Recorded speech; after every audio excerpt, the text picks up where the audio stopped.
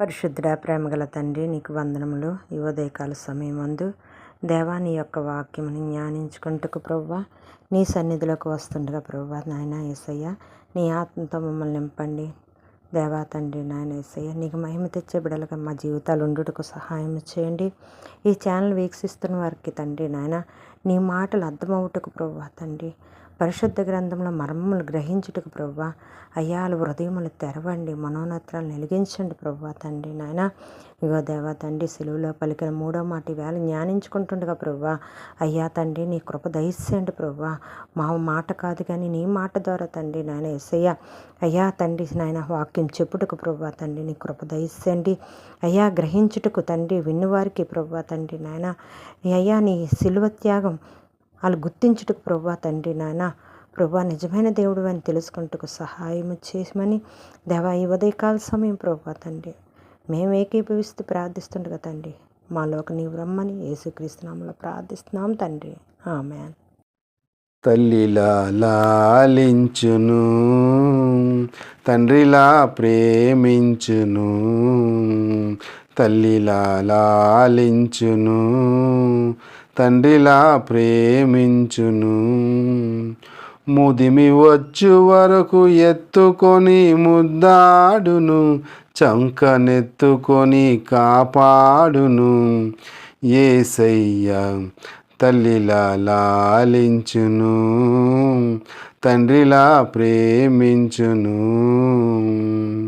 తల్లి అయిన మరువవచ్చు, నేను నిన్ను మరువను, చూడుము నా అరచేతులలో నిన్ను చెక్కియున్నాను. తల్లి అయిన మరువవచ్చు, నేను నిన్ను మరువను, చూడుము నా అరచేతులలో నిన్ను చెక్కియున్నాను. నీ పాదం త్రొట్టిల్ల నీయను నేను, నిన్ను కాపాడువాడు కునుకడు నిదురపోడు అని చెప్పి వాగ్దానం చేసిన యేసయ్య తల్లిలా లాలించును, తండ్రిలా ప్రేమించును. పర్వతాలు తొలగవచ్చు, తత్తరిల్లు మెట్టెలన్నీ వీడిపోదు నా కృప నీకు, నా నిబంధన తొలగదు. పర్వతాలు తొలగవచ్చు, తత్తరిల్లు మెట్టెలన్నీ వీడిపోదు నా కృప నీకు, నా నిబంధన తొలగదు. దిగులు పడకు, భయపడకు, నిన్ను విమోచించెదా, నీదు భారమంత మోసి నాదు శాంతి నొసగెదా అని చెప్పి వాగ్దానం చేసిన యేసయ్య తల్లిలా లాలించును, తండ్రిలా ప్రేమించును. తల్లిలా లాలించును, తండ్రిలా ప్రేమించును. ముదిమి వచ్చు వరకు ఎత్తుకొని ముద్దాడును, చంక పెట్టుకొని కాపాడెను. యేసయ్య తల్లిలా లాలించును, తండ్రిలా ప్రేమించును. తల్లిలా లాలించును, తండ్రిలా ప్రేమించును. ఈ ఉదయకాల సమయమందు పరిశుద్ధ గ్రంథం నుంచి యేసయ్య సిలువలో పలికిన మూడో మాటని మనము జ్ఞానించుకుందాము. అయితే 2 మాటలు మనం జ్ఞానించుకున్నాము. ఒకటి, వీరేం చేయుచున్నారో వీరు వెరగరు కనుక వీరిని క్షమించండి అని. అలాగే రెండో మాట, నాతో కూడా పరదేశంలో ఉండు అని దొంగతో చెప్పినట్టుగా మనం అది కూడా జ్ఞానించుకున్నాము. ఈరోజైతే యేసు తన తల్లిని, తను ప్రేమించిన శిష్యుడిని దగ్గర నిల్చుండుట చూచి, అమ్మా ఇదిగో నీ కుమారుడు అని తన తల్లితో చెప్పెను. తరువాత శిష్యుని చూసి, ఇదిగో నీ తల్లి అని చెప్పెను. యోహాను 19వ అధ్యాయము 26-27 వచనాల్లోనైతే సిలువలో యేసయ్య పలికిన మాటలు, మూడవ మాట, యేసు తన తల్లితో, తన ప్రేమించిన శిష్యునితో అక్కడ మాట్లాడినట్టుగా ఒక బాధ్యతని, తల్లి అనే బాధ్యతని తన శిష్యునికి అప్పగించినట్టుగా శిష్యుడికి కూడా ఒక బాధ్యత అప్పగించినట్టుగా అక్కడ కనబడుతుంది. ప్రేమ నేపథ్యం యేసయ్య శిలువ మీద అత్యంత వేదన అనుభవిస్తూ తన శరీరం అంతా గాయపరచబడి శ్వాస తీసుకుంటూ కూడా కష్టపడుతున్న ఆయన తన బాధ్యతను మర్చిపోలేదు. శిలువ కింద నిలబడి మున్నీరుగా విలిపిస్తున్న తన తల్లిని మరియను చూసి ఆమె భవిష్యత్తును గూర్చి ఆయన చింతించారు. అయితే తల్లి యొక్క బాధ్యతని అయితే కుటుంబ బాధ్యత, లోక పాప పరిహార నిమిత్తం ప్రాణం విడుస్తున్న ఒక కుమారుడిగా తన తల్లి పట్ల ఉన్న బాధ్యతను యేసయ్య నెరవేర్చారు. ఇది మనకు ఇచ్చే మంచి పాఠము. దేవుని సేవలో ఎంత బిజీగా ఉన్నా వాళ్ళ కుటుంబాల్ని తల్లిదండ్రులు గౌరవించడం, పోషించడం అనేది ఒక ప్రాథమిక బాధ్యత. ప్రేమగల శిష్యుడు. అక్కడ ఉన్న శిష్యులు అందరిలో యోహాను మాత్రమే సిలువ చెంత ధైర్యంగా నిలబడ్డాడు. అందుకే యేసయ్య తన తల్లి బాధ్యతను యోహానుకి అప్పగించాడు. అయితే శిష్యులు 11 మంది ఉన్నారు.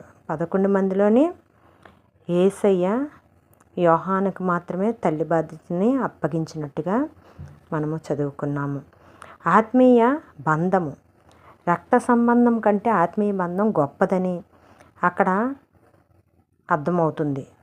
విశ్వాసులందరూ ఒకే కుటుంబం అనే సత్యాన్ని ఇది చాటి చెప్తుంది.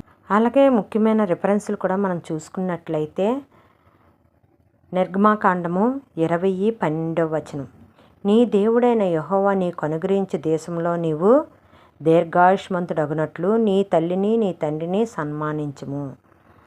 యేసు శిలువ మీద కూడా ఆ ఆజ్ఞను పాటించి ఉన్నారు. అలాగే 1 తిమోతి 5:8 ఎవడైనను స్వక్రియ జనులను విశ్లేషణగా తన ఇంటి వారిని సంరక్షింపకపోయినా ఎడల వాడు విశ్వసత్య త్యాగం చేసిన వాడై అవిశ్వాసం కంటే చెడ్డవాడై ఉండును. ఇంటి వారిని సంరక్షించకపోతే వాళ్ళు చెడ్డవారై ఉంటారంట. అవిశ్వాసం కంటే చెడ్డవారు. ఇప్పుడు ప్రభుత్వాలు కూడా తల్లిదండ్రులని వృద్ధాప్యమందు వదిలేస్తే జీతాల్లో 15% తగ్గించేస్తామని రాస్తున్నారు. చూస్తున్నారో లేదో. ఇదంతా ఇప్పుడు జరుగుతుంది. కానీ 2026 సంవత్సరాల క్రితమే తల్లిదండ్రులు ప్రేమించమని, తల్లిదండ్రుల బాధ్యత తీసుకోమని, తల్లిదండ్రులు సంరక్షించమని ఎప్పుడో దేవుడు చెప్పి ఉన్నారు. కీర్తనల గ్రంథము 27:11 చూసుకుంటే నా తండ్రియు నా తల్లియు నన్ను విడిచెనును, యెహోవా నన్ను చేరదీయును. దిక్కు లేని వారికి దేవుడే దిక్కని చెప్పడానికి ఇదొక రిఫరెన్స్. అయితే మనం దేవుడే మనకి ఆధారం అని చెప్పుకుంటూ కూడా ఈ కీర్తనలో భాగం ఒక వచనంగా మనకు కనబడుతుంది. అయితే శిలువ భారంతో కుంగిపోతున్న యేసయ్య కళ్ళు జనసమూహంలో తన తల్లిని వెతికాయి. మరియు హృదయం ఒక ఖడ్గంతో గుచ్చబడినట్లుగా ఉంది. తన కుమారుని చనిపోతుంటే చూస్తూ తట్టుకోలేకపోయింది మరియమ్మ. ఆ సమయంలో యేసయ్య ఆమెని ఓదారుస్తూ ఆమె ఒంటరిది కాదని భరోసా ఇస్తూ యోహానుతో ఇదిగో నీ తల్లి అని చెప్పిన క్షణము నుండి యోహాను ఆమెను తన ఇంటికి తీసుకొని వెళ్ళి సొంత తల్లిలా చూసుకున్నాడు. దేవుడు ఇచ్చిన బాధ్యతను సక్రమంగా యోహాను నెరవేర్చినట్లుగా అక్కడ కనబడుతుంది. దేవుడికి లోబడినట్టుగా కనబడుతుంది. దేవుడి మాటను గైకొన్నట్లుగా కూడా కనబడుతుంది. అయితే యేసయ్య అయితే ఏం చేశారు? తన తల్లిని ఒంటరిగా వదలకుండా తన బాధ్యతను ఒకరికి అప్పచెప్పి ఒకరికంటే బాధ్యత గల వ్యక్తికి అప్పచెప్పి ఆ ప్రేమను కూడా అక్కడ చూపినట్టుగా ఉంది. అయితే మనము కూడా దేవుడు చూపించే ప్రేమను మనము కూడా కలిగి ఉండాలి. అయితే దేవుడికి అనుబంధంగా మనం జీవించాలి. దేవుడు మాటల్ని మనం గైకొనాలి. మనం ఎప్పుడైనా ఎవరి వల్లైనా పొరపాటు చేసినప్పటికీ అది సరిచేసుకొని మన జీవితాలను పశ్చాత్తాప కలిగి జీవించేవారుగా మన జీవితాన్ని ఉంచుకోవాలి. మనం తప్పు చేయనప్పటికీ, నింద వచ్చినప్పటికీ కూడా మనం దేవుణ్ణి క్షమించమని అడగాలి. మనం ఏ పొరపాటు చేసామో వాళ్ళకి అలాగా మనం ఇబ్బందికరంగా మారామని మనం దేవుణ్ణి క్షమించమని అడగాలి. అయితే ఈ ఉదయకాల సమయము దేవుడి యొక్క సిలువలో పలికిన 3వ మాటను ధ్యానించుకున్నాము. అయితే తల్లి బాధ్యతను బాధ్యత గల శిష్యుడికి అప్పజెప్పినట్టుగా తన సర్వలోకానికి రక్షించడానికి వచ్చిన అతను మరణిస్తూ కూడా తన తల్లి బాధ్యతను మరవలేదని ఇక్కడ చెప్పబడింది. ఈ ఉదయకాల సమయం మనం ప్రార్థన చేసుకుందాము. ప్రేమగల తండ్రి, పరిశుద్ధాత్మ దేవా, నీకు వందనములు, స్తుతులు, స్తోత్రాలు. దేవా, మమ్మల్ని ఎంతగానో ప్రేమించి ఉన్నావు ప్రభువా. అందుచేతనే ప్రభువా తండ్రి నాయన, నువ్వు తండ్రి నాయన సిలువలో మా గురించి రక్తము కాచి ప్రాణం పెట్టిన గొప్ప దేవుడివి. నీకు వందనాలు, స్తుతులు, స్తోత్రాలు. సిలువలో మీరు పలికిన 3వ మాటను బట్టి నీకు స్తోత్రములు. కుటుంబ బాధ్యతను, తల్లిదండ్రుల పట్ల ఉండవలసిన గౌరవాన్ని నీవు యేసయ్యా మీరు మాకు నేర్పించారు. ప్రభువా, మా చుట్టూ ఉన్న దిక్కులేని వారిని, వృద్ధులను ప్రేమించే హృదయాన్ని మాకు ప్రసాదించుము. మా ఇళ్లను ఆశీర్వదించండి, మా కుటుంబాలను ఆశీర్వదించండి. దేవా, ఈ ఛానల్ వీక్షిస్తున్న వారిని కూడా ఆశీర్వదించండి.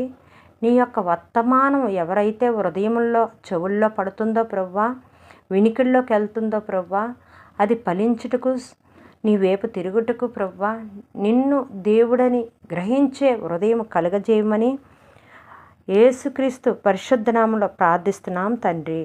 Amen, amen.